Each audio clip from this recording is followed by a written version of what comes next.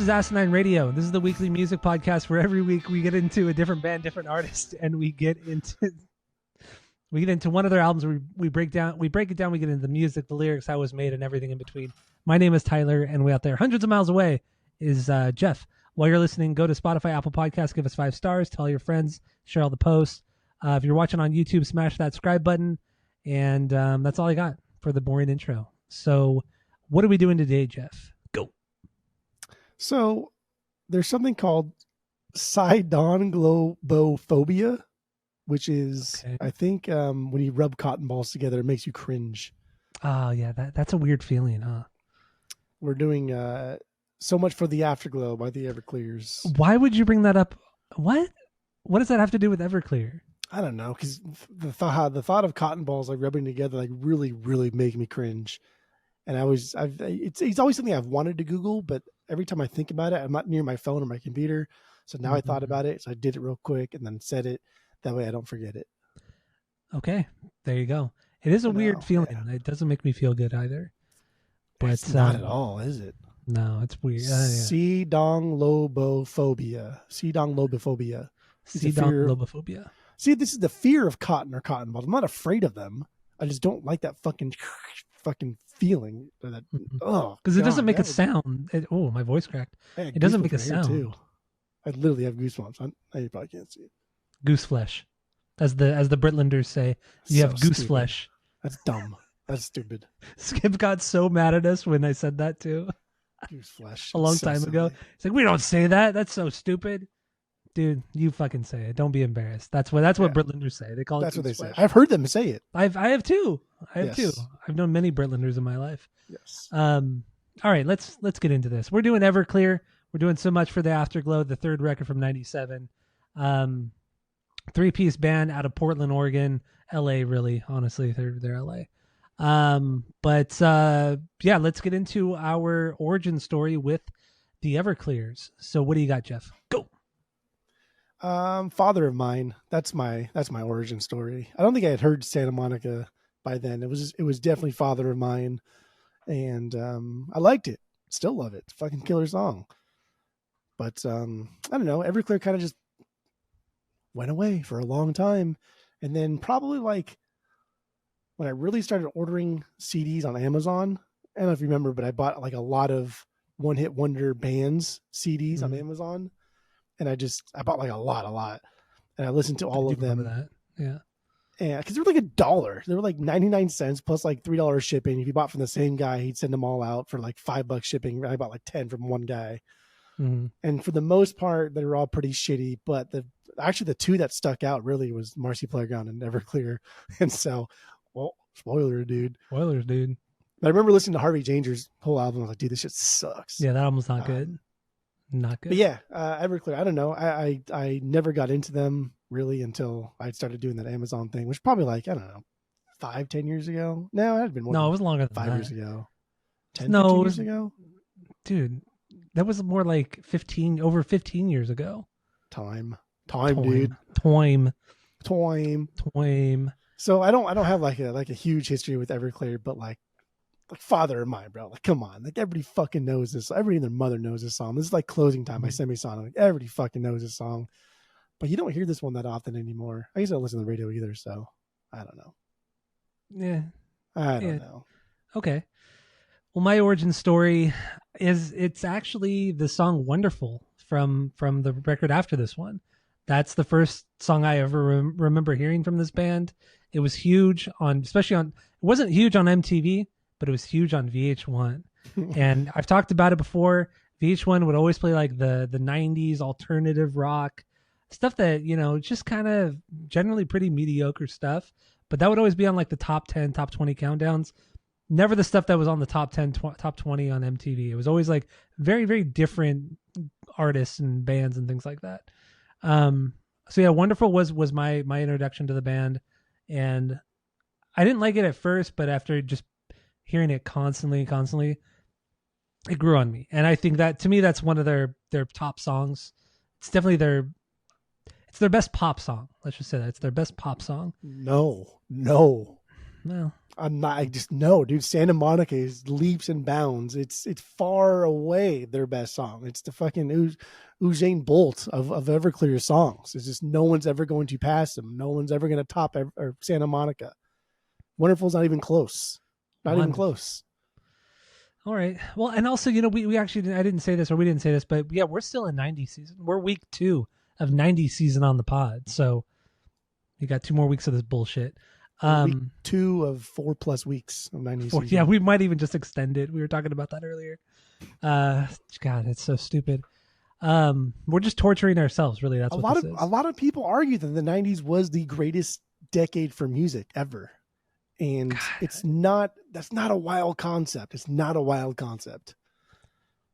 I mean, it does that. Yeah. I mean, 90s. I mean, yeah, honestly, 90s probably had some of the most eclectic kind of music, styles of music too. We saw the birth of a lot of cultural things that had to do with like music, right? Like EDM, rave culture, hip hop was fucking something else in the 90s. Maybe not the golden era of the late 80s, but hip hop was something else in the 90s. R&B took a weird fucking amazing turn. There was a lot of cool stuff. A lot of cool stuff coming out of rock. Like 90s that's not unreasonable for someone to think that the 90s was the greatest decade for music ever. Mm-hmm. If someone said like 2000s or above, then I would call them crazy and I would fight them. If someone said 80s, I would do the same. But 90s is not unreasonable. 90s is not unreasonable, correct. So yeah, that's my origin story. Wonderful. Never really cared for them ever since then. Way back in the day when we first started the podcast in 2016, maybe 2017, we did this record, So Much for the Afterglow. I remember nothing from that episode. That episode is no longer posted. It's no longer available. And so this is a freshie for me this week. And let's get in. I guess that's my origin, or not my origin, but my first impressions too. Here's another fun fact about my origin story impressions of this is I remember exactly where I remember exactly not even exactly I remember exactly where I was. Exactly, son. Yeah. First of all, there, dude, don't steal my jokes, okay? I made that one up. That one's mine. I don't think you made that up. Yeah, you didn't make that one. wait. So wait. So what is the Zackley disease then? Nah, I don't. It's not the right time. I remember exactly where I was when we did it the first time because I used to like to wait until. I used to like to wait till I was at Fitness 19 in Buena Park to listen to the album of the week, and I remember they had just like rearranged the treadmills, and I hit the treadmill first, and I threw on So Much for the Afterglow, and I was like, "Fuck, man." This is so good. I forgot how fucking good this record was. And I remember just feeling so happy and so good about myself. And that's why those 2 records, Sparkle and Fade and Afterglow, are just so goddamn good. Because in a world full of 90s grunge, in a world full of angst, in a world full of like blah, blah, blah, same fucking thing. I'm mad, I'm sad, I'm this. Like, fuck off. Sometimes you need some good like sunshine pop, man. Sunshine That's what pop. this is, baby. That's the word. This is like sunshine power pop, and I don't think anyone has ever done this sound like this well. Again, I harken back to like Semisonic with Closing Time. That's kind of the very kind of like aggressive-y, punk rocky, but also very like sunshiny. And I mean, I'll talk about it a lot, but like Alex Sawkiss, because I heard him say it on an interview because I can never pronounce it until this week. He said that the guy interviewing him said, "How do you say your last name?" He said, "Think of it like this. Think of a guy named Alex, and Alex saw Kiss, the band Kiss. Alex went to go see Kiss. Alex saw Kiss. Alex saw Kiss." I was like, damn, bro. To even have that anecdote, you must be asked that so many fucking times. It has to be so annoying. But there is a lot, man. There's a lot of Brian Wilson in art and his writing and the way he sees music and the way he presents his music. There's a lot of Brian Wilson. He's a very upfront songwriter, right? He has his hands in the production as much as possible, which art always has. But he also has like a ton of layers, a ton of textures in the songs without losing any of the intimacy. And he's not as obviously iconic or as great as Brian Wilson because his art is very niche kind of genre. But there's a lot of that sunshiny kind of like Smile era Brian Wilson in Art's writing. Yeah, I love it. Okay, I mean you are a bigger Beach Boys guy than I am, so I'll take your word for it. I think Art does he does the pop rock thing, the power pop thing. He does it really well, but outside of that, I think he's very mediocre. I think there are points on this record that are just kind of filler. You're just like, man, you've already done this like 5 times already on the record. It's fine, it's good, but I've already heard it. Like, But there's eh. still strong melodies, and you still Strong know these melodies. fucking songs. There's Because strong melodies, Wonderful but is identical to everything it to is. everyone. I agree. I Same agree. fucking song. It is. I totally agree, and I have that They're in my notes both too. bangers, baby. They are both bangers, but once again, it's how he sings. And even up until their last record in 2015, he has this way of singing. He has this cadence. I can't even explain it, but just the way he sings. He sings his melody, all of his melodies the same way. He sings them all the same way. Yep. Like this kind of like swingy kind of like, I don't know. He does two things. He does two things really, really well to help you like really get into the mood, to help like let down your guard. One is he likes to just kind of like talk, but because he has a good voice, like he just has a really good voice, and he's never like really yelling. Even when he yells, he's not like wailing like a Scott wail. It's kind of just more like talking aggressively, which is also very reminiscent of like a sunshiny power pop thing that don't get too aggressive. But he also a lot of inflection, right? Like let's go back to Santa Monica. There's a lot of highs, a lot of lows. It's on the ocean, so a lot of ups and downs. Monica. Yeah. Somewhere down Santa Monica. Is that what you're singing? I was thinking going back to Santa Monica with one-way ticket. You know what song I'm talking about? Yeah. It would have been better if it was Santa Monica, actually. The Blink song was Santa Monica instead? Yeah, why? It would be better if it was Santa Monica, because San Diego is just, I don't know. I don't have a lot of history with Santa Monica either. But San Diego's a way cooler town than Santa Monica. San Diego way cooler. Is just like it's dude, way better than Santa Monica. Just Come on, adopt. Dude. No, come on, dude. Get out of here. You are so stupid. Fuck out of here. If you're just gonna like pick apart the gas lamp area and then also pretend that the rest of the shitty areas of San Diego aren't just like little Mexico, then that's like silly. Just be fucking Ensenada, right? And then fuck the gas lamp, and that could be like the Beverly Hills of the greater Ensenada area. And I guess that's my problem with San Diego. It pretends to be something. I think like most people from San Diego want to be gas lamp area, whereas most of San Diego is actually just Ensenada. That's my problem. Whereas Santa Monica does not pretend to be anything but Santa Monica. I agree. I disagree with the whole Encinitas thing. Yeah, parts of it obviously, but it's straight up Little Mexico.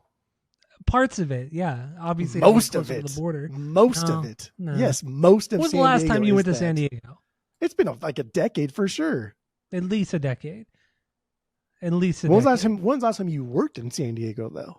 I've never worked in San Diego. Why would I work in San Diego? I've worked in San Diego. So I don't care. That means I've seen like the blue collarness that San Diego has to offer. I didn't go down there just to drink, baby boy. I worked. Actually, I take it back. I did. Now that I look further, I did go down there last year. I went to San Diego 3 times last year for work, but it was a networking event. So it's not like, I'm not. It's networking. It's like that. I actually think I've made this comparison before. It's like that episode of The Simpsons when the killer Krusty doll was like killing everybody or some shit like that, and then Homer's like, "What are you talking about? This thing's been off the whole time," because they were trying to like trick him. I think I'm only telling the story for Skip, and then hopefully he'll laugh because he'll remember this reference. And Homer fucked up the whole joke, and everyone's like, "What?" And then Homer read the room, was like, "Oh! Now that I look closer, I realized that it was actually on." I see what you're trying to do to make fun of me. That's what you're doing, yeah. But I don't get the reference. But that's okay. That's fine. That's okay. But anyway, San Diego is better than Santa Monica.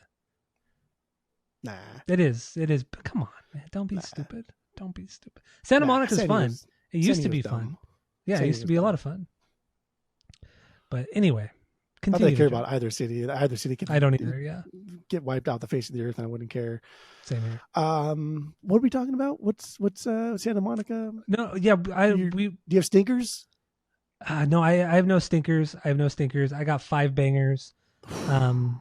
and I assume they're all bangers for you because you're so No, no, no, stupid. no, no, no, no, no, No, no, no, no, no, no, no, no, no, no, no, no, no, no, no. no, no, no. I Good, do because they're have not all what? bangers. That is, I have 10 bangers. Out of the 13 songs. Yeah. Well, Okay. yeah, you're 14. right. 13 songs. Well, 14, but one's an intro. All right. Yeah. So let's get into your number one banger. What do you got?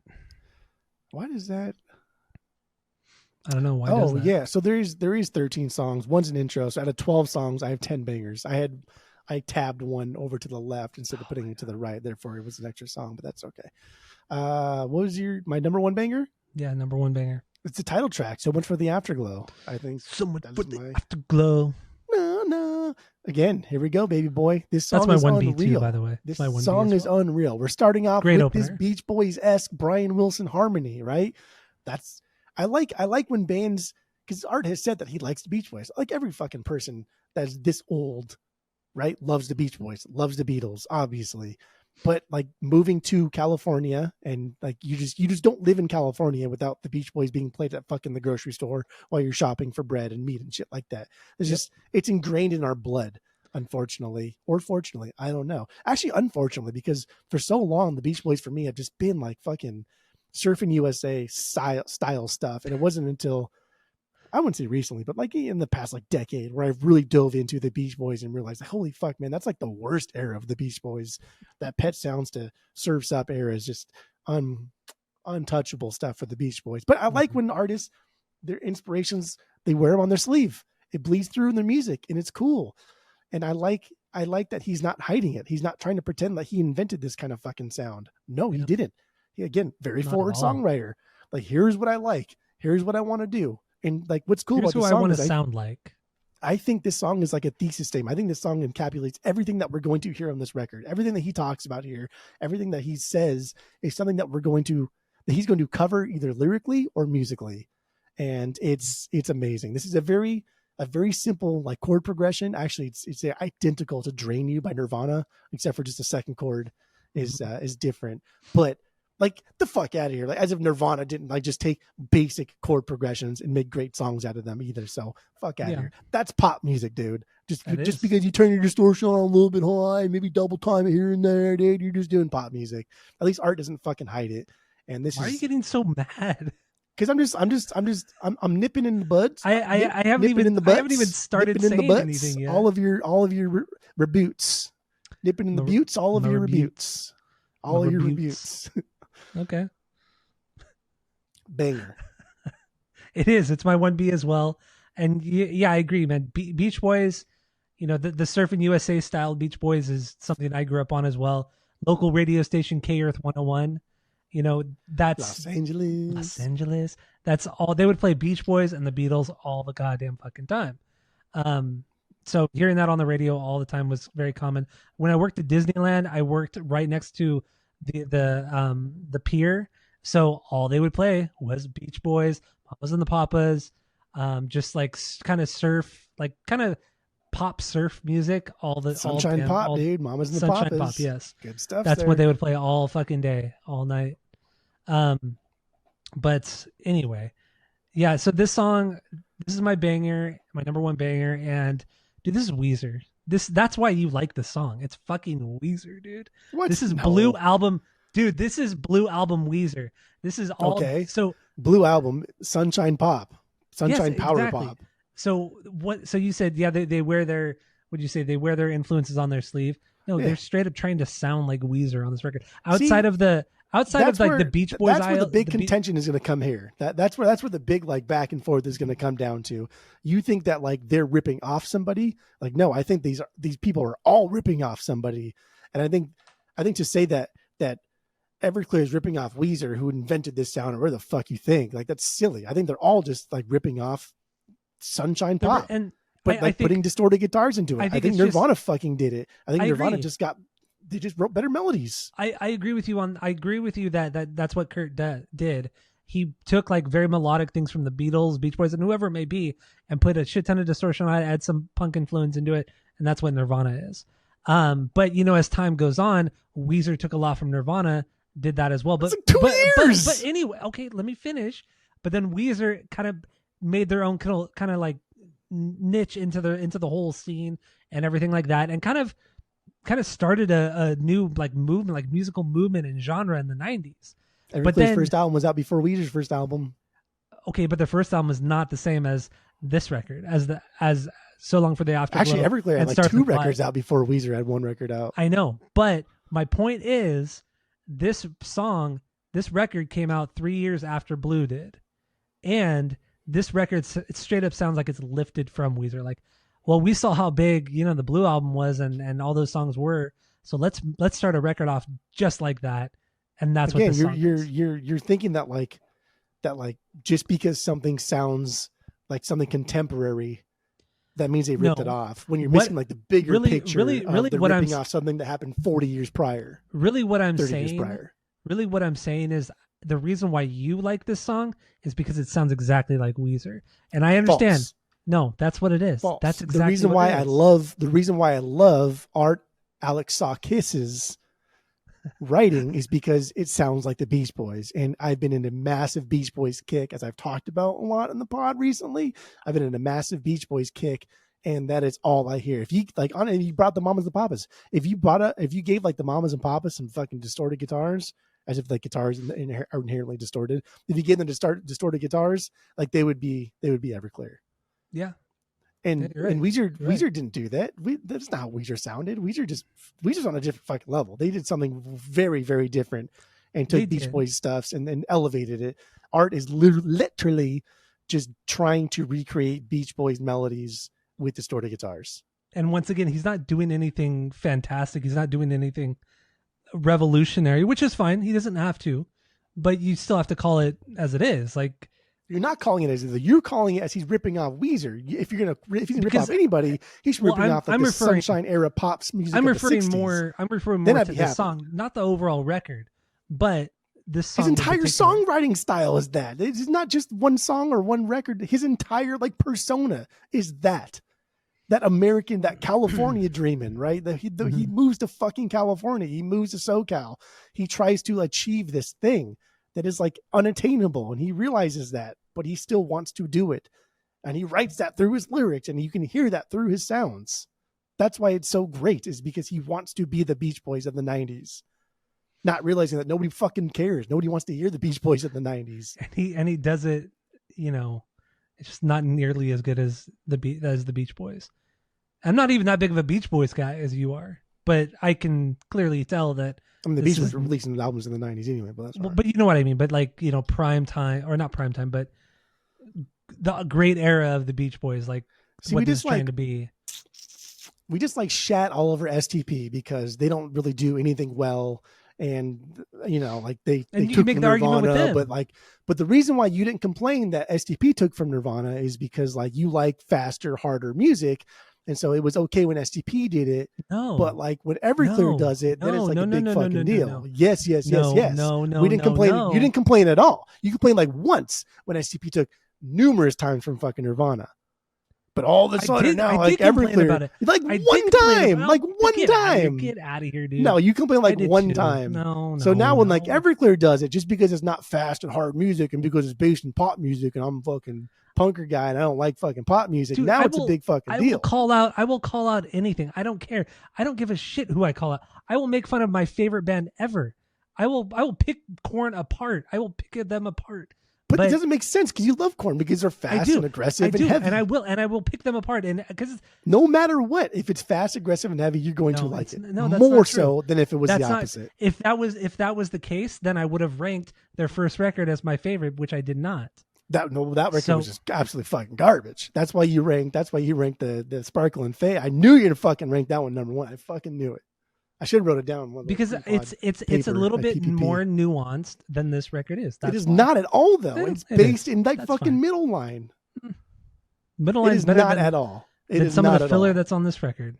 I mean, both records have filler. Okay, there's filler on this record. Both records have filler.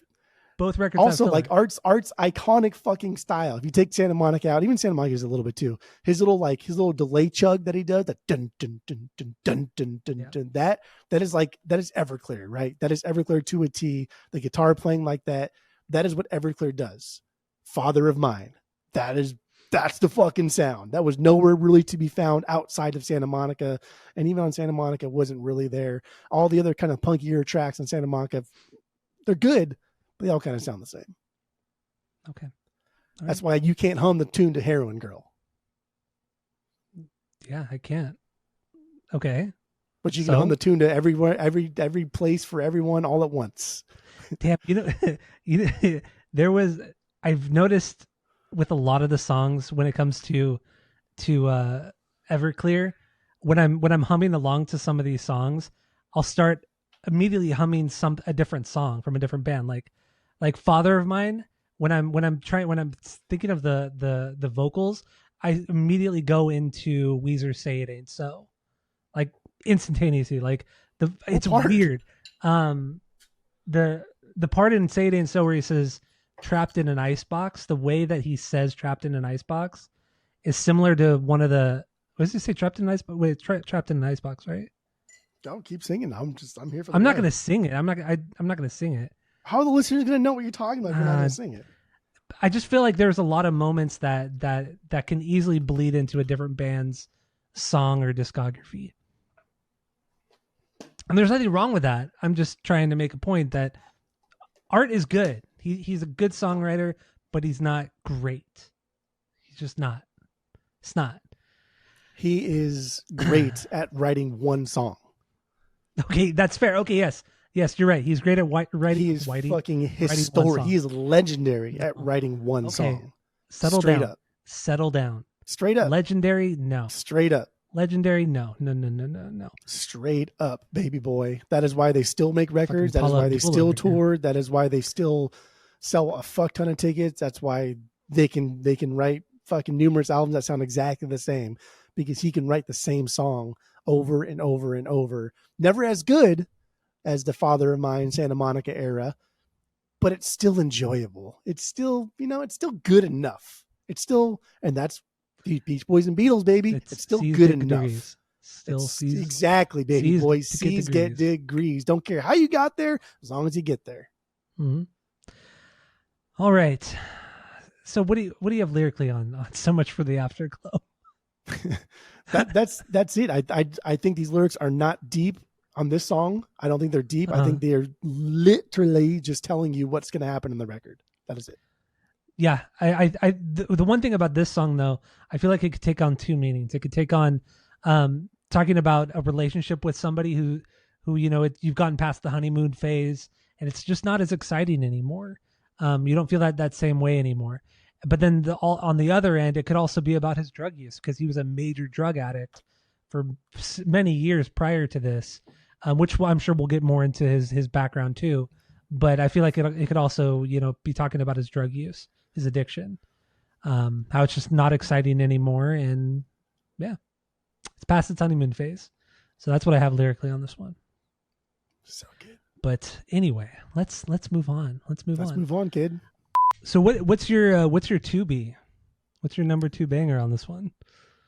Your 1B was also Afterglow, right? It was. That is correct. My 2B's Father of Mine. Father of Mine. That's my 4B. Father of Mine is one of those songs that it's like, I don't want it to be my 2B, but the song is so it is really good. Catchy. It's really good. Dude, it's really if your 2B is amphetamine, then you're just all credibility is fucking lost with you. We will see. Why? Because you're just such a fucking dude. You're just such a one-dimensional fucking. You're like a coin with no B-side. You're just. I don't even know what is one dimensional. Coin with no B-side. What? Like you flip a coin that lands heads every fucking time. It's just you. If amphetamine is your number 2, then that's what you are. It's not my number 2, but that's okay. It probably is. But Father of Mine is my 4B. So yeah, let's get into this. What do you got? Here's what I'll really do. I'm still going off on this one. What? If your number, if your number 2 is if your number 2 is the instrumental, and then your number 3 is amphetamine, then I will still be equally as mad. I think your number 2 might be Everything to Everyone, because it sounds identical to fucking Wonderwall by Oasis. Yeah, okay. Father Mine. Calm down. It does not. Oh my god, dude. I'm just kidding. It doesn't sound like Wonderwall. It sounds like Wonderful. Okay. Wonderful. Everything to Everyone sounds identical to Wonderwall. Wonderful. Good Lord. Yes. So what do you got for I Father of will Mine? buy you a new life. That also sounds like wonderful too. All of his songs sound the same, dude.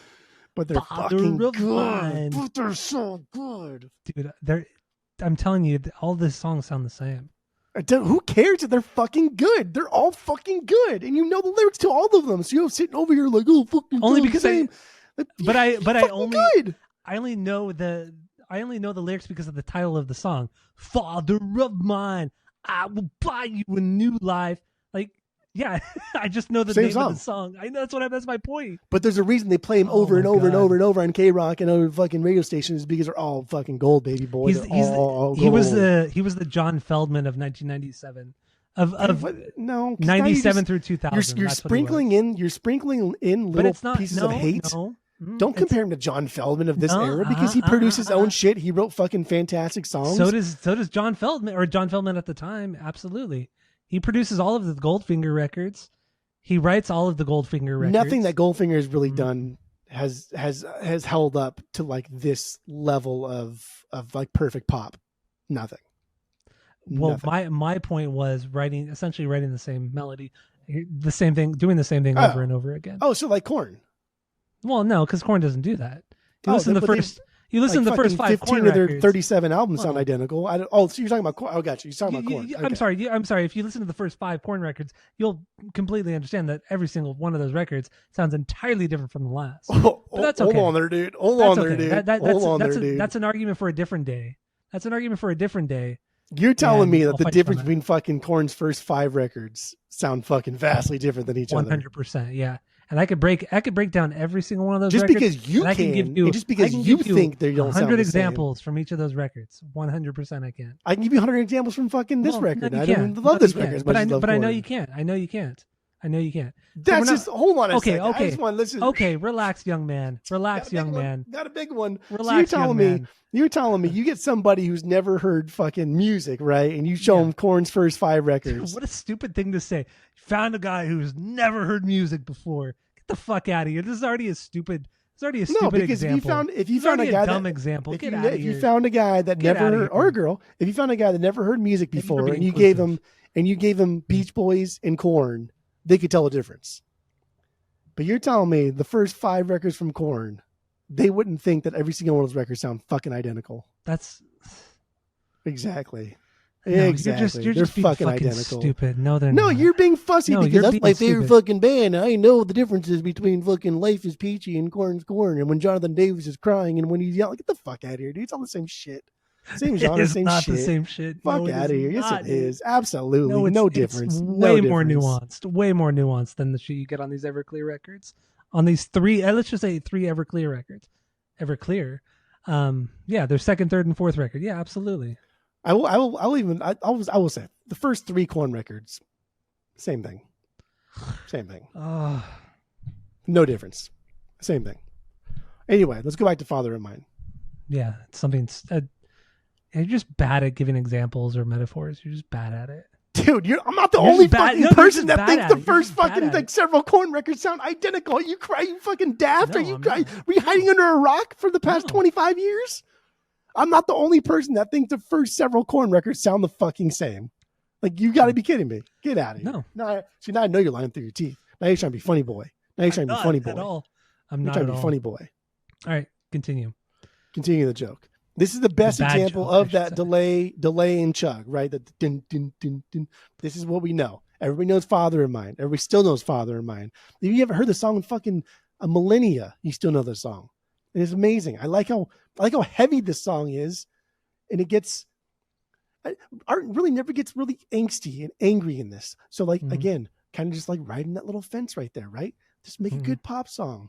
Like Beach Boys and Beatles never really got aggressive, but like they got kind of aggressive. This song gets kind of aggressive, and that's how you write a good pop song, baby boy. It does get pretty aggressive. Yeah, you're right. It kind of gets aggressive. Kind of. Nothing like the first 2 records, aggressive wise, when it comes to the aggression. But damn, dude, this song. I mean, honestly though, you know, and it sounds so much like "I Will Buy You a New Life." It's so fucking similar. And that's annoying, but whatever. It's a pop song. What do you expect? It's a pop song. Dude, I just think that like you cannot give credit to Everclear, even though like Aqua sounds fucking identical. Every single song on that record I outside know. of Barber Oh Girl yeah. is identical. Oh yeah. But that Oh gets a yeah. pass. But Everclear Oh can't get a yes. pass. Why Oh does yes. why does dumb shit get passes, but like Everclear doesn't get a pass when he did it purposefully? Obviously, Aqua did it purposely too. But they tried to hide it because we're a pop band. We're a try to pop hide band. it. They didn't They try to hide it. They hid it under the guise of being a pop band. That's the opposite of hiding. Everybody knows Everclear that pop did the music same sounds thing. the same. No, it doesn't. This is art trying to come off as being something more, being something deeper than just pop music. No, bullshit. never, no, ever, see, ever. That Aqua thing was a bullshit example. That was a bullshit. No, bullshit example. Bullshit. Show your example. source. Show me. Give me bullshit example because almost all pop, or generally pop music sounds all the same. And Aqua understands that. They understood that in the 90s. They understood that. But Art, being who Art is, he's trying to be something deeper. He's trying to be something deeper, whether it's musically, lyrically, whatever it may be, by taking influence from the Beach Boys, Nirvana, whoever it may be. Whoever it fucking may be. All things like pop music, but go ahead. Oh my god, you're so exhausting today. You're just so you're just. I just don't understand why some groups get passes, but not this group. Aqua gets a pass. I'm even giving you specific example. Aqua gets a pass because they are strictly a bubblegum Euro pop band. That's what they are. They like it's like it's expected that all their music is generally going to sound the same. So because like Everclear plays guitars and drums and has a bass player, then they can't also be that? No, because clearly Art tries to. The Beatles played drums and had a guitar. Clearly Art tries to take or lift at times from various artists. Again, well, you keep saying lifting from artists. He never says otherwise. He says he loves the Beach Boys and wanted to sound like the Beach Boys when he started. And back like last week, we kind of like jabbed how Art's kind of a fucking asshole, and not at all. Like not at all. Like I watched a lot of interviews because like when does this guy become like an asshole? Never. Like he's actually a cool dude. He's very upfront. Doesn't like a lot of bullshit because he's seen a lot of shit. He doesn't like to be around people that are fucking knuckleheads. But he's not an asshole at all. He's off the cuff all the time, baby boy. Off the cuff all the time. He's even like the opposite of an asshole, and even like goes in front of Congress and fucking debates like bills and shit to help get things passed that he believes in. Like he's actually a really cool dude. I do like that a lot when it comes to him personally. Yeah. There's like nothing about Art that is deeper or more meaningful. And like it's well known that he is a horrible, if not one of the most horrible upbringings of all time. And he uses that to like tell his story, not in a way to make him sound pretentious or not in a way to elevate him above everybody else, but in a way to help other people who may have gone through similar things. And he still does it to this day, even like with his MS. And he's MS now, and he's still like playing shows. I didn't even know that until I was reading about it this week. I had no idea he had MS. Like the guy does a lot of things to help other people like deal with their shit. So like if anything, he is the opposite of like deep and complex. He's just an emotional guy that wants to help. He wants to tell other people that it's just okay. It's okay. It's okay. That's pop music, dude. That's fucking sunshine pop in a tea right there. That's something, dude. But like we'll give them passes, but not like Everclear passes. That's okay though. We'll pick and choose what we want to do. Well, what it comes down to is that you're just not accepting the fact that this is pretty run of the mill power pop. Absolutely. Music. But you're not though. The way you're trying to defend it makes it seem like that you don't feel that way. I think this is pop music through and through. I think this is no different than Aqua. I just think Everclear's a little bit better because they play their instruments. That's it. What are we arguing about? Because you think it's not. Because you think it's not. You think like it's okay and acceptable for Aqua to be pop and generic, but it's not okay for Everclear. They're lifting from Weezer and they're lifting from Nirvana. And like, the fuck are you talking about? I never said that. No, like no one ever said that. So because it sounds the same because they came out in the same decade. They're doing things from the 60s. What I said was so much for the after. Once again, what I said about so much for the Afterglow, I can tell why you like that song so much because it sounds so much like Weezer. Whether they're influenced by Weezer, they're influenced by the Beach Boys, whatever. That's what I was. Okay. That was my point. Was that I understand why you like that song so much. It sounds so much like Blue Weezer. So I'm going to take that concept. I'm going to get a little deeper because we should get a little deeper on the podcast here. Why do you think I like Weezer so much? It's because I love the Beach Boys. Weezer took a fuck ton from the Beach Boys. I understand so what you should have said was, I understand why you like Everclear is because they sound like Weezer, who also sounds like the Beach Boys. That would have been like holy fuck, dude, that's exactly what I thought this week, Tyler. But no, you only took it one step instead of two steps. Why'd you throw in that Poway accent like really thick there? That's the only way to get through with you. That's the only way to get through to you. You got to talk to me like Tom DeLonge. I have to. I have to. Honestly, if you would have came at me and said, I know why you love this song is because it sounds like Weezer, who also sound a lot like the Beach Boys, then that goes without saying, obviously. Now, see the Homer Simpson example. Now that I look closer. Oh my God. See, dude? Oh man. No, dude. Boy. Now that I read this page a second time, I do see what you're doing. Fuck out of here. You're Gabagool. This is exhausting. How are we done? Can we finish this? No, I knew this. I knew this was going to happen like this because like people play like alternative rock music in the 90s, but also sound like pop. They're automatically ripping off from other people, whereas not realizing that like all of your favorite fucking bands from the 90s, dude, are also ripping off from other people. And I agree. I agree with you on that. Hold on there, dude. But it's okay because we give them a pass because they sound like edgy and cool and punky and they're doing something fucking different. Whereas like Everclear doesn't get a pass because you just don't like the music. And that's fine. If you don't like the music, you don't like the music. But don't fucking sit there and tell me that they're ripping off somebody else from the 90s when everybody else in the 90s was ripping off somebody else from the 90s. At least say they're ripping off the Beach Boys and you don't like the Beach Boys. And that's a fair point. I like the Beach Boys. I'll buy that for $1. Also, okay, getting back into this song, into Father of Mine. Father of Mine. Go back and listen to Father of Mine. Listen to the verse. That bass line in the verse is Self-Esteem by The Offspring. That is Self-Esteem by The Offspring. So I just want to throw that out there. Also, the progression or the do. Yes, that. Yes. So just again, like easy progression. Easy progressions. Dude, if this was a band you didn't like, you'd be agreeing with me. Dude, you would just be having a field day with this bullshit right here. So get out of here. We talked about it in the Nirvana episode, dude. Like every fucking famous chord progression that Kurt ever did is not unique to fucking Nirvana. What are you joking me? I agree it's not. We said the same exact thing on Nirvana, but I still gave that a fucking 3 because it's amazing. And I do think this is amazing because there's a reason there's a fucking key wheel, dude. There's a reason why you go from fucking A to and then whatever you want to do to go into anything else. There's a reason these exist. Because they're pleasing to the ears. Yes, you're right. You're right. Yes, I know. I agree with you on that. They're ripping off Offspring. I'm not saying they're ripping off. I did not say they're ripping off a tried and true method of writing a good pop song. I'm not saying they ripped off Offspring. Why'd you bring up Offspring? Because I thought it was a fun little thing to listen to hear. I'm not saying they ripped it off. All I was saying is go back and listen to that bass line. It's just funny how similar it sounds to Self-Esteem. That was just the first thing I thought of. And another thing was, don't get mad at this. Don't get mad at this. I'm prepping, baby. But it'd be really stupid if you got mad at this. I'm going to get a mouthful of beer so I can spit it out. So the main big heavy guitars in this song, dude, that is straight up Little Things by Good Charlotte. Little Things. That song came out like 2 or 3 years after this song. But yeah, it sounds so similar to the main riff and Little Things from Good Charlotte too. Just fun little facts that I kind of picked up on while I was listening. Oh, there's a ton of stuff throughout this entire record that I was like, oh, this sounds like this. This sounds like this. This sounds like this. This sounds like this. But that's why that's pop music, dude. That's why you can listen to like a Katy Perry record, or you can listen to like a fucking Dua Lipa record and pick apart like, holy shit, that sounds like this. Yeah. Because pop music inherently just takes from like 60s music.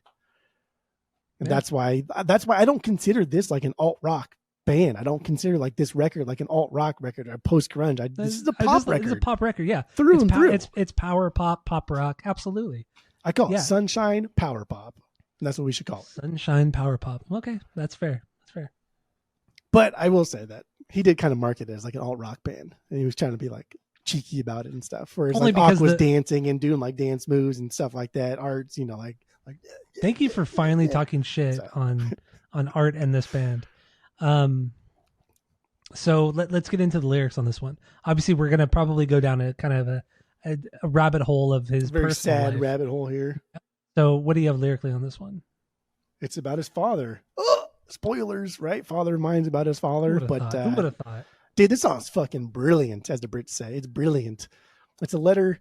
This is like a letter to both Art's dad as well as his child, right? It shows that Art's not mad or angsty about it, because the song isn't just like that. If the song was trying to like be angsty or angry, then it would get aggressive, it would get faster, something would happen outside of just being the norm.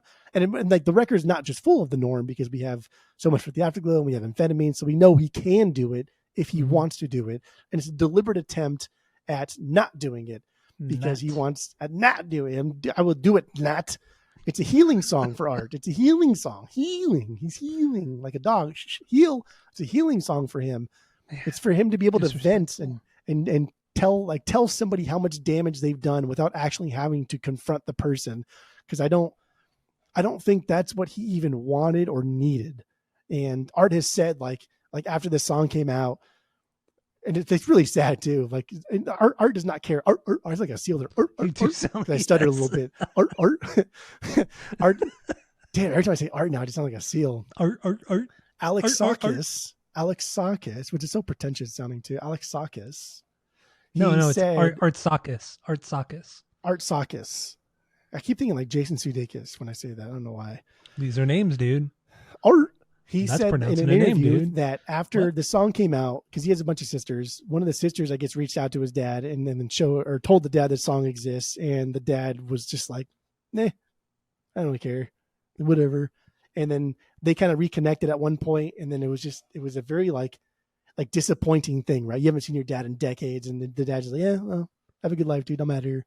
It's like, damn, bro, that's fucked up, dude. That's some heavy shit. Even like as an adult, man, that's just like, how do you even deal with that, right? After the life that this dude has lived, meeting his dad after so long, and his dad doesn't like hate art, but also doesn't really care to have a relationship with him still. And that's wild. Like there's also some insanely great lines here, right? I love the line where he says, "The wife I saw you beat," because he's, as a child, he's understanding that the relationship between a father and mother is totally different than that of their kids. And when you see your dad do something like super heinous to you, that's one thing. Maybe you rationalize like, I deserved it. It was my fault. But then when you see your dad do something to somebody else, somebody that you care and respect and adore, that's a whole different ball game. And that's nasty, dude. That one hit me right here. Right in that one's next to my devil, the heart. That one's sad. Well, even just the first verse of the song, "Father of mine, tell me, where have you been? You know I just closed my eyes. My whole world disappeared. Father of mine, take me back to the day. Yeah, when I was still your golden boy, back when you went away." Damn, dude. That's really sad. Like just how much that affected him. Like his whole fucking life. That like just his dad leaving after the divorce just affected him. Just booked it. He's like, I'm out. Like, peace. Get late. I mean, I'm not a dad myself, not yet. But yeah, I can't imagine just abandoning a kid like that. I can't fathom not that. Yet. First of all, you said not yet, as if like there's something on the horizon. I would say like in the next year or so. Nothing for sure yet, but I'd say like in the next year. In the next year. Damn, the Asinine radio community is just going to get bigger and bigger. We got Leo. That's fine. He's not going to care. And then Jeff Jr. is coming along in the next year. So, damn, that is the worst. No. That's his first name. It's Jeff Jr. Isn't that the same thing you told Skip too? It's the same thing you said too. What are you gonna name Jeff Jr. or some stupid shit like that? Oh God, because it's like it's such a funny icebreaker because it's such an ugly name. Like it's just there's no. Like how do you that, right? Like, it's also such an asshole thing to say as a person who is named Jeff to say that too. But like the first name will be Jeff Jr. and then you can have the middle name and last name. But the first name will be Jeff and it has to be Jeff Jr. all one word too. All correct. One name. Yeah. Yes. JEFF, no space, JR. Just JR. Jeff Jr. Jeff Jr. So ugly. Man, that's stupid. Anyway, Father of Mine. Yeah, this song is sad. This song is really sad. And it is. But like this is what I was talking about when I said like Art is a good storyteller. He's a good person to like go to think like, here is how I am feeling. I need to find a song that is representative of how I am feeling. And this is it. Like it's not complex, it's not deep. You know what you're getting yourself into, but it's still really, really, really well written. This is an incredibly well written song. Yeah, it is. I agree with you. I agree with you. Like this is like as far as like pop music goes, like pop artists don't tell stories like this. They just the complexity in their storytelling is not this deep, and this is not even that deep. But it's fucking. That's what I was going to say. I don't think this is a very complex song. I think it's pretty straightforward. But like it's complex in the way he rhymes, what he's rhyming with, the lines that he's throwing out, how he's building up this world, like from beginning to end. How it starts with like I just closed my eyes and you were gone, and then like it goes into like his own daughter, and there's a line where he talks about his daughter won't ever know the pain that has been inflicted on him. So like we tell a story from beginning to fucking end. From when he was left as a child, his dad left, to where now he has a child, but he won't ever tell his daughter what happened or let his daughter even know what happened because he doesn't want her to even feel a moment of the pain that he has felt over the course of fucking 30 years. That's a good storyteller, dude. It was good. God damn. It's great lyrics. It's not good. It's fucking unreal. This is an unreal fucking, like lyrically, this is an unreal song. Okay. Unreal. You need to calm down a little bit. It's not unreal. I just gave you like 15,000 examples of why this is an unreal song. We just don't get this. Am I gonna have to hose you down? Like what's going on, dude? Like you're getting a little too wild here about the Everclear. Sometimes when things blow my mind, I am very, very surprised and I get excited. I can tell. I could just ride the fence and think that everything is just like meh, it's okay, meh. And not really like dive deeper into like things or the people writing it or stuff like that. I could do that if you want me to do that. I don't want. But we already have one person that does that, so we both can't do it. That's all I'm saying. I was waiting how you were gonna. I was curious how you were going. I left you hanging a little bit there, didn't I? Yeah, you did. Yeah, I was curious when you were going to bring that. You thought maybe it was going to go away, huh? No, I knew it wasn't going to go away. I was just going to see how you were going to resolve that and end that insult. Damn it! What I was going to say. Probably not something good. I forgot what I was going to say. Yeah. What's your 3B? My 2B? You mean? Oh yeah. Fuck. Oh, here we go. Everything to everyone. Come on, guy. Come on, guy. Dude, so what? Like you just just your like 3B? you just like your 3B? Is it your 3B? It's my 4B. Get the fuck out of here. It's my 4B because so why are you acting like it's wonderful it's before crazy. wonderful? That's why. It's wonderful. But so is Father of Mine. So is I Will Buy You a New One. No. The song is exactly the same as Wonderful. If there's two songs in their repertoire that sound identical, it's this one and Wonderful. Those are the two. They're all pretty, dude. We're just like similar. We're like splitting hairs when it comes to this shit. You can listen to Guttermouth and say like every song on that record sounds the same on any one of their records. I get it. You could, yeah, absolutely. Yeah. But this is like fucking identical, dude. This one and Wonderful are the same fucking song. Even though this song opens up with that delay and chug, like Father of Mine, where we get into is like in the middle part. You probably like the organ that was in here. Like, why the fuck? I do. I hate that. I like the organ in here, though. I will say. And the only reason why you hate the organ is because I love it so much in that one Blink song. Never liked the organ. The organ and music is stupid. You don't need to like. It's okay to have like emptiness. Like we don't have to just fill up every fucking like corner of a song with an organ. Like sometimes it's okay just to have nothing. Just chill. You're right. Yeah, Daddy, chill. It's okay. What the fuck even is that? Oh, that's so bad. Dude, this is Rami Malek on the organ. I love just Rami Malek. Yeah. From Queen and from James Bond and Missing Robots. So, what was I going to say? I love how kind of I do love how stripped down the song is. It's the guitar is very subdued. It's very kind of buried in the mix. A lot of acoustic guitar here, but I like how the bass kind of takes control over the entire drive of the song. It's just a really good, really really good pop rock song. It's extremely catchy. Not as good as Wonderful, but that's okay. I mean, not all songs can be as good. Buy you a garden. That's how he sings on this one. Where your flowers can bloom. You sound like Randy Newman. Not as it's really. See, pop artist, dude. That's pop music, dude. That's pop music, dude. Everything. This one's cute though. This one's cute though. There's like little noodling that he does throughout the verses, which is kind of fun. everything really slowly builds to that fucking that hook, man. Oof. And I love singing along to that thing. And again, he does a really nice Well, job sing with it. like If you love it so inflection. much, why don't you sing it? Well, Well, that's a different song, dude. see, it's the same That's a different thing. song, dude. I will buy you a new life where your children can. Everything is wonderful now. Just kidding. That was a long one. Oh, Also, dude, Art just sounds like you're so he just annoying. sounds sincere. Every time he sings, he sounds sincere. Right? There's no like I don't know. There's no joshing around in his vocals. It's maybe because I watch a lot of interviews and so I know the way he talks.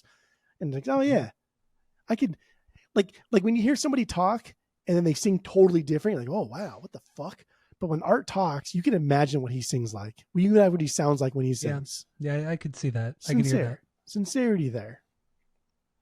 Or he But just dude, doesn't like, try too hard as a singer. or Could he be that doesn't too. fucking care to try too hard as a singer because that's what pop music is, dude. Oh, that's okay. I get what you're saying. I get what you're saying. So you always gotta dig, right? You always gotta dig a little bit, but it's okay. It's okay. I have to dig. Are you joking me? You're Joking me? making digs. You're always gonna like when you always gonna dig. Or maybe he's not trying Oh too yeah, hard as a singer. I Like the fuck you mean? dude, Who cares if he's not trying too hard as a fucking dude. singer? Have you heard Elliott Smith sing, motherfucker? Like good lord. I'm Talk yeah, about I not agree with trying you. too hard as a singer. There's a lot of people that don't try hard as a singer. Jonathan David tries way too hard and he still sounds like shit. Okay, calm down, settle down, See? young man, settle down. Young man. Nah, it's cute though. I Will Buy You New Love is a good song. It's my 4B. It's just, I mean, in the end, this song, it's very poppy, it's very catchy, but it also has this like kind of laid back feel to the entire thing. Nothing explodes. Like there's no big chorus, there's no big breakdown or anything like that. It's just kind Correct. of like just this kind of mid tempo jam the entire song. The way he's singing too, it's just very kind of, it's like he's just sitting back and relaxing. Like there's no trying hard in this song at all. I think it's a great California song. lifestyle, baby boy. Just living the dream. Going back to Santa Monica. You know what else is cool too is What? like they didn't take off till like 30s, right? So like Art is Art. He's moving up to Oregon. He's like moving to Frisco. He's kind of like going back and forth, not really knowing what he wants to do, just kind of like puttering around, making like bottom dollar, working at record shops and shit. And he was in a cowpunk band before this too, like something so different than what Everclear became in the mid to late '90s. Yeah, and then he finally again that demo was like his thing of saying like, should I pursue this? Is this even worth it? And I think that like a lot of times you hear people getting found, right? Getting found. We talked about like SDP and stuff and how they blew up overnight and people get found. I think Mm-hmm. like the success of Everclear is because of Art. And like obviously it's because he writes the lyrics and he's the face of the band. But I think it's because he believed in himself and therefore Everclear is successful. And everything prior to like Everclear, Art led a rock star life.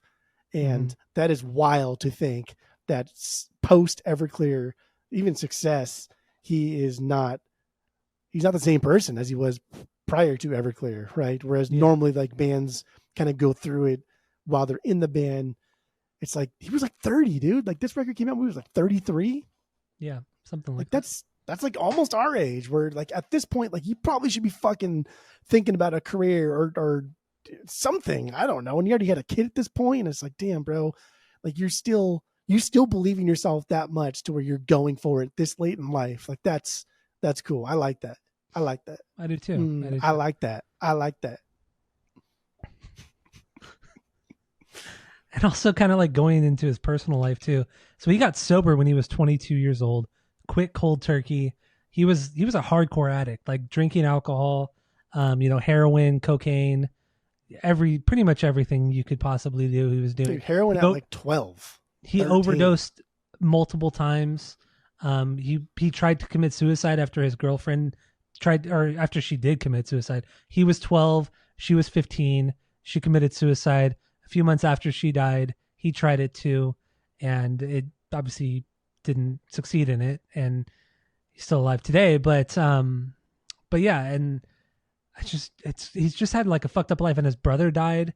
His brother died of an overdose too when he was, I think it was right before his girlfriend. Oh, no, it was like Yeah, 2-3 months before his girlfriend Yeah. committed suicide. His brother had died of a heroin overdose, and then his girlfriend committed suicide. Then he tried to commit suicide a few months after her failed, and then I guess he was living with his dad for a little while. Like he reconnected with his dad when he was like 16, and that fell through. And damn, dude, yeah, he really did have a fucked up life. I mean, he was Like living in the super fucked he was up living in the life. housing projects out in L.A. for that's where he grew up, were the housing projects. And it's funny if or not funny, but when you look at like if on Wikipedia that housing project has its own Wikipedia page, and it at the bottom it actually has notable people that came from this housing project, and he's listed as one of the 3 people that came from it. The other guy was an actor, but I don't remember who it was, and then like some athlete. I don't remember who it was either, but yeah, it's crazy. Yeah, no, I mean, dude had a horrible fucking life, and it's kind of interesting too because there's a line in Father of Mine when he says a poor white boy in a black neighborhood, and like where we're at kind of in today's climate, that's like a weird concept to think of, but it's like this was like the 80s, man, the 70s, 80s, right? This was like 70s, 80s, yeah. like yeah, so like it's he got fucked up, dude, and like he said some horrible things happened to him, and I feel for him, and it's sad, and I can't even imagine like how he even survived all of this. And in one of the interviews that I watched too, he also said that he had never told his mom what happened because he was raped by a bunch of older kids that he was hanging out at the house, and the way he told the story, and he kind of laughs about it now in a way that's like an uncomfortable laugh. It's like, man, I told the story so much, I don't hurt on the story anymore, so I can kind of like, here we go again, which is kind of cool because it kind of breaks down that barrier, lets other people kind of like open up about their own stories, which is why Art's such a great storyteller. But he talks about how like he went to his friend's house and his friends had older brothers, and the older brothers were around, and older brothers, I mean, like he was like 11 and the older brother was like 16, and they're all drinking, right? Like at fucking 11 and 16, they're all drinking, and the older brothers get too drunk and don't just like beat on Art. Like they beat the shit out of him. Like they fuck him up. And he never told his mom because he knew his mom, she was a Southern girl, and like he knew that she carried a gun, and she always had a gun in the house, and she would have killed them all. And so he said that he kind of didn't tell his mom to protect his mom, and like that's fucking wild. That is really insanity. But it shows his insight. But it shows his insight as a young kid too, like knowing that if she were to retaliate, she would get fucked, and he would you'd have nobody. You'd have nobody, and she'd be off. She would be in jail. You know what I mean? So it shows his maturity at such a young age as well. That most 11-year-olds, especially nowadays, they don't have that. They don't have that kind of insight at all, or the maturity at all. I barely have that fucking maturity. That's true too. Yeah, you definitely don't. But so everything to everyone. What do you have lyrically on this one? This is a sad song about someone who's self-defeating in their constant people pleasing, right? Trying to be someone or something for everyone is a very self-destructive trait, and but something everybody does. We kind of all do at some point or another. Okay, so I took it from a different perspective. Is that what we're talking about? Everything to everyone? Yes. I will buy you a new life. Everything to everyone. I even brought it up. I said, because you were singing "I Will Buy You a New Life," and I said that's the wrong song, dude. I know you said that, but I thought you were just joking. But what the fuck are we talking about? We're talking about everything to everyone. Yeah, because that's my 9B. Oh my god. Okay, so that goes to show all these songs are almost interchangeable. That's because I thought you said everything to everyone. That's why. My god.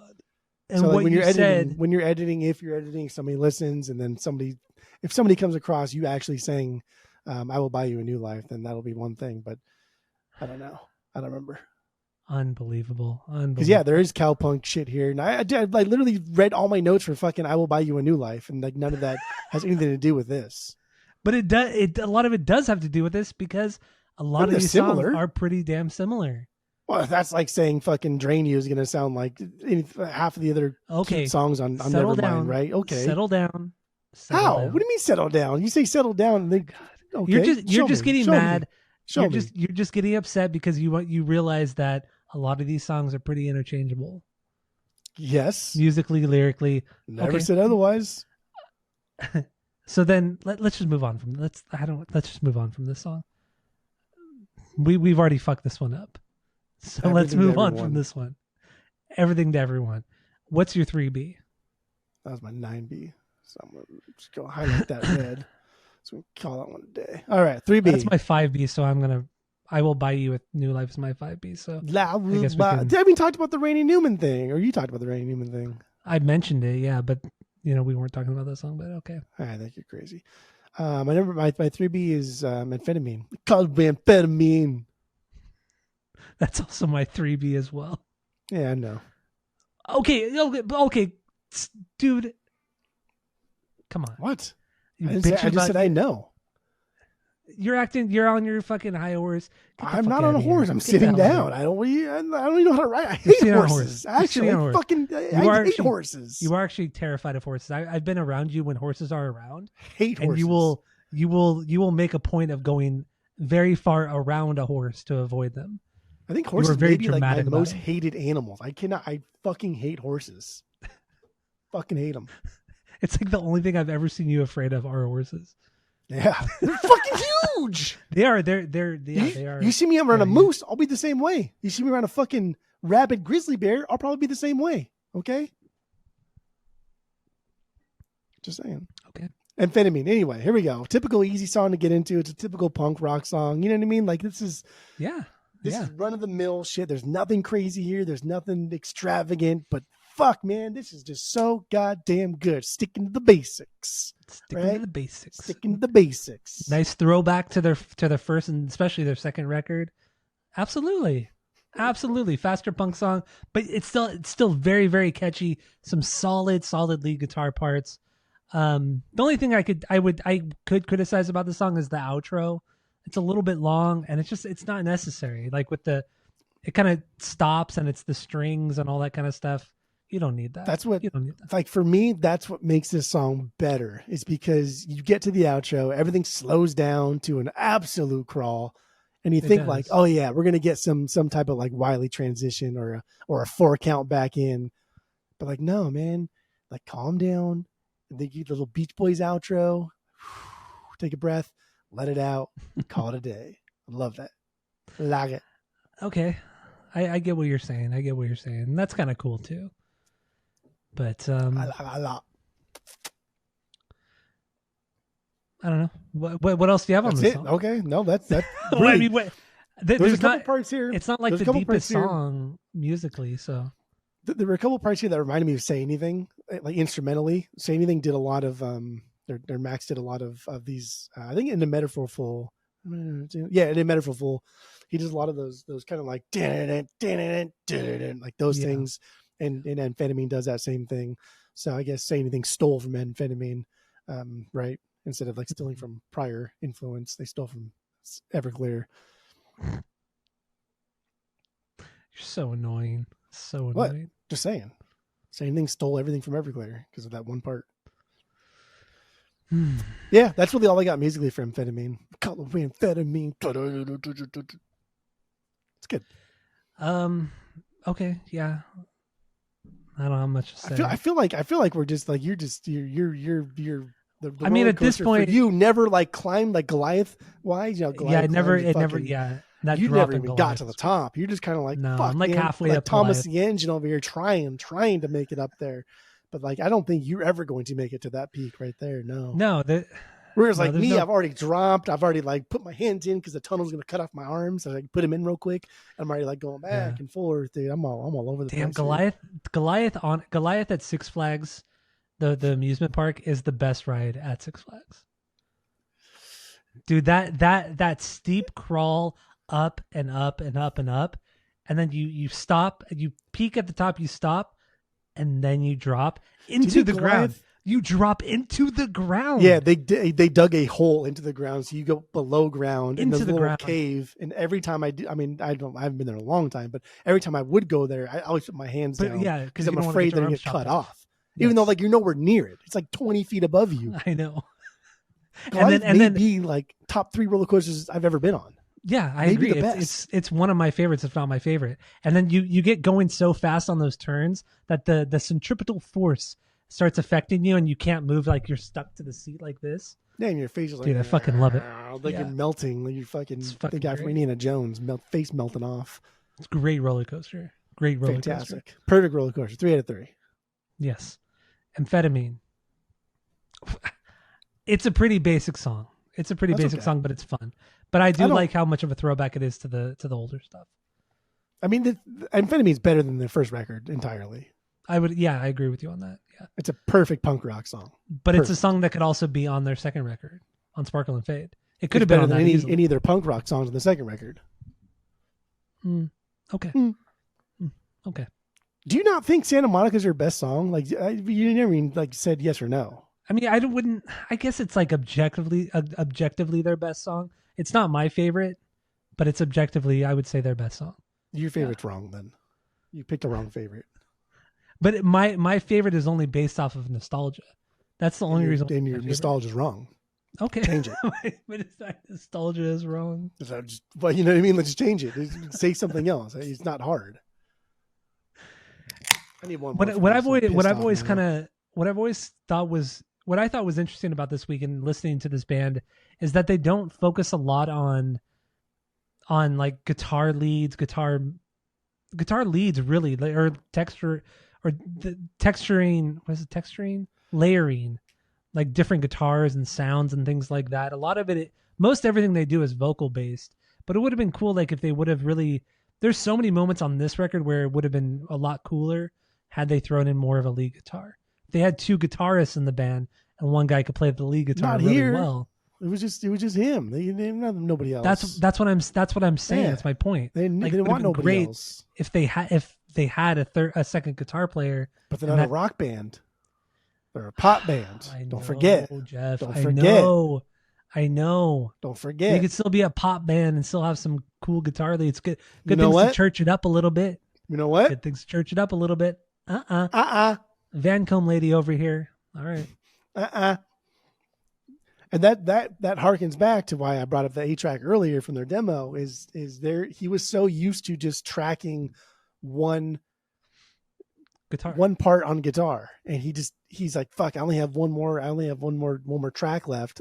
I wanted to add more vocals to it because that's what I want to do. That's what I want this band to be, not a rock band. I want this band to be a pop band that is just kind of rocky.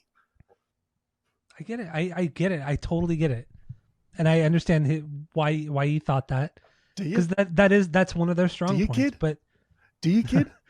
That's so disrespectful. Never used that one before, have we? That's true. Yeah, we've never used that. That's the. Do you, kid? One of the very few references. The wool thing, doesn't he? He does like the wool thing. No, I think he just does a point. I think he just does a point. I don't know if he does the wool. Kid.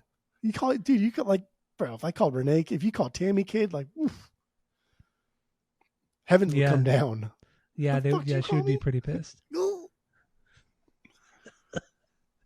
Renee wouldn't talk to me for 3 days if I called her kid. I'm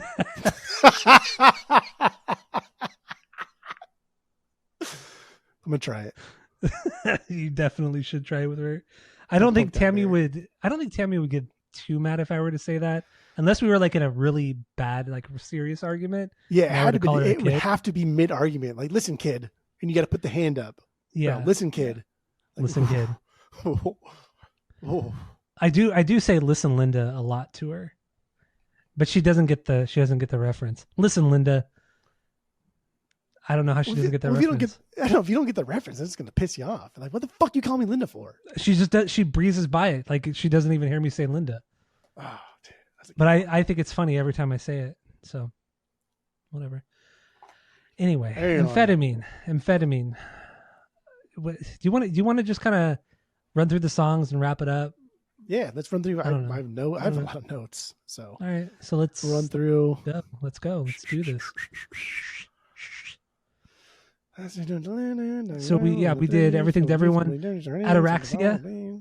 Ataraxia, just an interlude. Yeah. Radio PSA about that particular kind of medicine. Oh, it's actually from an old 50s film called The Relaxed Wife. I don't know why I watched it, but I watched it. I watched it last night. It's 12 minutes long. It's a short film, and it's from the 50s, and it's from Pfizer. And it was one of their first like was one of the first times like a full blown like advertisement came out for a pharmaceutical company, and it was for a drug to help you relax, named after that thing, ataraxia. Mm-hmm. And it's funny. It's pretty funny. It's a very like, if you want to see what 50s life in America was like, then dude, you watch that shit, because that's kids come into the room and they're yelling like daddy, daddy, daddy, and the mom's like, you guys need to shush. Dad had a long day at work. Get out of here. Just go to bed. Okay, I love you, daddy. And it's like, damn, bro, that's something. It's not life nowadays. That's something. Normal Like You, right? That's my 5B. Okay, that's not a B for me. Not a B for me. Okay, So that's so fine. all so the rest of the songs are not B's for me. That's something. That's Okay. something, dude. We'll run through them. Here we go, because I got notes for them, so we're gonna do them. All Normal right, Like let's You. go. I fucking love this intro. It's squirrely and goofy. Then we get that 1, 2, 3, 4. Mm-hmm. Come on, bro. Classic stuff. You can't go wrong with the 4 count in. There's some there's that, and there's some good like back and forth guitars.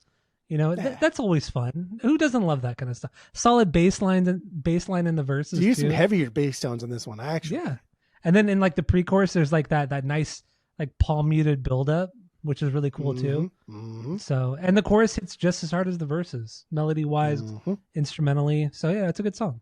Mm-hmm. And then did we talk about I Will Buy You a New Life, kind of? But I don't know. Yeah, let's just move on from it. One Hit Wonder. This is my 7B. I there's a lot to like about this one. I like his vocal parts. There's cool bass parts here also, which we don't really get a lot of on the record. I think this is an example of like, damn, this is a really, really, really good filler song. Like 89.9% B plus plus, but it's still an A. Follows the formula, still fucking banger of a song. I said it's almost a filler song. There's some fun like vocal harms throughout the song, but some cowbell, like not even like normal cowbell. It's like a higher pitched cowbell, which is fun, and decent bass line. But yeah, overall close to a filler. So that's okay. El Distorto de Melodica, 8B. Instrumental, baby. Yeah, it's a weird spot for such like an aggressive and heavy instrumental, but I like it. It breaks up the sound of the Everclears. It's a good jam track, right? These guys are just they're not showing off or going crazy. They're just having fun grooving with each other. They're not great musicians, but they're having fun playing their music. And that's 3-minute song. Dude, this sounds like it sounds like a White Zombie song. This is fucking White. Like if White Zombie were to make an instrumental, that's what this is. I mean, exactly. White Zombie is essentially kind of like a pop fucking band too. Like they're pop industrial, pop metal. Absolutely. So, Amphetamine we talked about. Call it Amphetamine. White men, black suits. Black. So like the intro here is "I Won't Back Down" by Tom Petty. Yes. But that's what it is. I was trying to figure it out. Yeah. Yes. I Won't Back Down. Oh, fuck yes. Gonna stand my ground. Yes. That it's the super clean palm muted. Palm mutes. That's what it is. Crisp little pick. Yes. Thank you. Yeah. But it's trying to figure out what that was. Like they like Tom. Who didn't like Tom Petty, right? In this day and age, this age group, like these guys love Tom Petty. So they're not ripping off Tom Petty. I think they're paying homage to Tom Petty. Just like when you hear like bands do that when the levee breaks, like guitar part or that drum part, that whatever that fucking thing that Bonham does, I can't even fucking mouth it. But like that's an iconic drum intro. And so when you hear people do it, it's molasses spilling out of your mouth. White men, black suits. But I don't know, not really crazy here. It's still a thing. I fucking love this song. This is a 6B for me. I love this song. Which one? Sunflowers? No, or White Men, Black Suits, kid. Oh, okay. I'm just looking at the notes here. That's all right. We move on. Sunflowers. This is my first actual filler track. Sunflowers.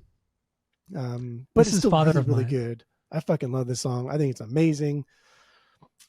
I Don't Believe in God. This one's cool too. This one's about it. Lyrically, I like this one a lot because it's about his mom, and he's exploring like the realization that the reason his mom was the way she wasn't like entirely her fault. And like now as a parent, he is kind of looking back and says like, I know who you were. I know the truth about you, but I don't blame you for what you did. Even although Yeah. like I kind of do blame you for what you did, it wasn't your fault, and that sucks. And I think that's cool. That's a little deep. I like that. Yeah, and then musically too with this song, it's probably You probably the hate this biggest shit, huh? departure. No, I mean, it's a fine song, but it didn't make a banger. But it's definitely the biggest departure musically from the rest of the record. I mean, this is like the banjo. It's has some bluegrass elements to it. It's acoustic, more acoustic based, which is cool too. It's totally fine. It's totally cool.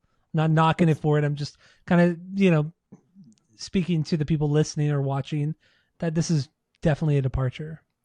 What's So funny is like this is like their throwback to like the cowpunk era and that sound, but really it's just Everclear with the banjo. Like that's it.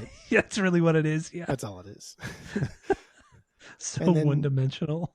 yeah, and then like a California King, the last track. This is honestly for me the biggest takeaway for this one is that it bleeds into a Christmas song that I Yeah, kind of like hitting you for because Christmas. Yeah. it's Everclear because it just sounds like Everclear, and I don't So mind it. did you hear or did you notice that like a California King, this song doesn't sound like it belongs on the record. Like it sounds like it's not mixed for the record. Doesn't sound like it's mastered for the record.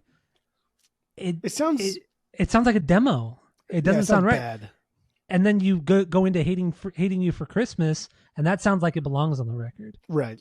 So I don't And I don't know why. I don't know. I don't know I why did either. notice that. I don't know why that is. I don't know. That's weird.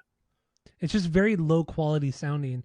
And like a California King and Hating You for Christmas are definitely also like a throwback to their previous record, more rock based, still with a shit ton of pop melodies, but still more rock based than most of this record is. Um, two solid songs, honestly. Both songs are great, and I like how Spotify splits them up, so it's not that Hating Yes. You for Christmas is a separate track rather than a hidden song. So I like that a lot. Yes. Gotta split these But up, dude. I fucking all the yeah, noise, all the dead air and shit like that. Like my god, we gotta stop doing that. yeah, I agree. I Cut it. agree. All right. So let's give our final thoughts on So Much for the Afterglow and rate the record based off of our world famous 3-point rating system, where 3 is a perfect album, 2 is a good album you're going to continue to listen to, 1 is a bad album, give it a shot, and 0 is the worst thing you've ever heard. So what do you got? Go.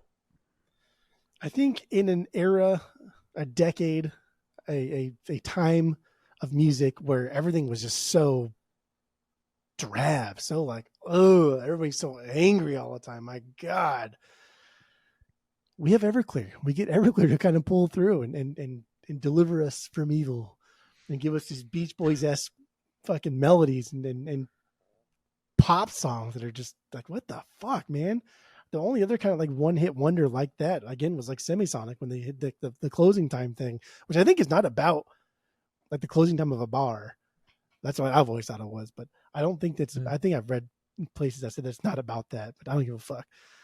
But yeah, Everclear is something. It's something unique in that every one of their songs, most of their songs, are pretty upbeat and uplifting and very positive, very happy, very happy go lucky, and Mm. that's nice. That's nice to hear. Like my God, I get it. Like everybody's fucking mad. Everyone's mad in the '90s. What are we so mad for in the '90s? Good Lord, fuck off. Everybody now should be mad the way Everybody they now were in the should be 90s. mad. Yeah. Good Lord, fucking A. You know what I'm saying? Know what I'm saying? Know what I'm saying? Know Know what what I'm I'm saying? saying? But this isn't like the end all be all stuff. It's just really good. Again, I'm gonna say it. Sunshine power pop is what this is. You throw a Mm-hmm. bunch of guitars at the mamas and the papas and tell them to like be a little more aggressive. That's Everclear, dude. It's just good pop music with a little aggressive guitars. 2.5. 2.5. Wow. All right. Yeah, I like that how they are influenced so much by the Beach Boys and other bands, Weezer, things like that. You know Good what I mean? Lord. This is a great pop rock record. I agree with you. This is the one I think from a pop rock standpoint, this is the greatest record from the 90s. Like straight up pop rock, this is like the greatest from the 90s. Like everyone's trying to reinvent themselves in the fucking '90s and push the envelope, and that's why I hate SCP so much. Is because they try to do all of it and they fucking are miserable at all of it. Like this is just like it's Yeah. okay to just go back to basics. It's okay. This is And that's better what than that. and that's what they do on this record, because this record is very, very stripped down in every on every level. And that's what makes it so much fun and so catchy. But yeah, unfortunately, some songs bleed together. A lot of the melodies bleed together. His vocals sound very similar to others on this record and everything after. Um, but it's fun. It's a fun listen through. I would listen to it again. I would not get it on vinyl. Do you have this on vinyl? You have the dumbest shit on vinyl, bro. You have like 15 copies of the same garbage album, but you wouldn't buy this? That's wrong. That's wrong. Do you have this on vinyl? Dude, I don't. So what are you bitching about? Because I'm waiting for trust and believe. When an OG walks through the store, I'm taking it home, baby. Call right, amphetamine. I haven't even given you a rating yet. I know, because I don't even care what you're rating. We just move on. I'll give this a 2 out of 3. Anyway. I'll give it a 2 out of 3. That's fair. 2 out of 3. I like that. 2 out of 3. I would go. She really likes it. That's what I was hoping. I would go back to it. As much shit as I talked on it. It's if you just throw it on and you don't think about it too much, it's just a great fucking listen. It's honestly a great listen. I always have a good time. Yeah. I like doing these 90s records from bands that aren't fucking like the main ones, right? The ones that like, oh yeah, Nirvana, they had that Pumpkins, one song. Like, oh my God. Yeah. Like everybody knows they're great. Everybody knows what they did. But then you get a band like Everclear and it's like, yeah, they sing that stupid Father of Mine song, right? It's like, well, you know, hold on there, dude. Hold on there, Skip. There's actually a lot of good stuff to like about Everclear. There's actually a lot of cool stuff here that if you just like tone it down a little bit and realize that it's not supposed to be what you think it is, then it's pretty goddamn good. Mm-hmm. Yeah. That's what I'm hoping with next week too. And we all know what it is next week and everybody's going to hate it anyway, but next week I like even more than this week. So we'll see. And the following week is just like S tier.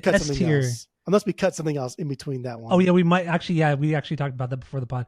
We might actually extend 90 season, which I'm down. We could go 90 season all fucking day. I think I might. I think that might be fun. So yeah, I give this a 2 out of 3. Give it a 2.5 out of 3. So that's all we have. So thank you all for listening. Go to Spotify, Apple Podcasts, give us 5 stars. Tell your friends, share all the posts. If you're watching on YouTube, smash that subscribe button, and that's it. That's all. Jeffy.